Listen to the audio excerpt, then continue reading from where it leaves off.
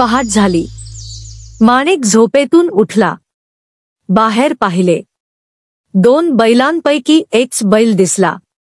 माणिकने बायकोला हाक मारली. दोघांनी सगळीकडे बैलाचा शोध घेतला, पण बैल सापडला नाही.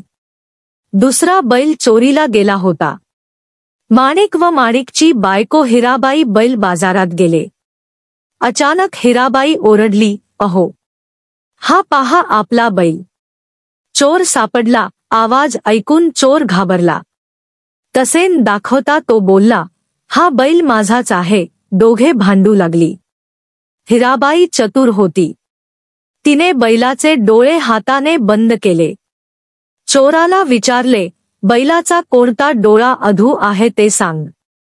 बरोबर सांगितले तर बैल तुझा. चोराने अगोदर उजवा मग डावा असे सांगितले. हिराबाईने हात बाजूला केला.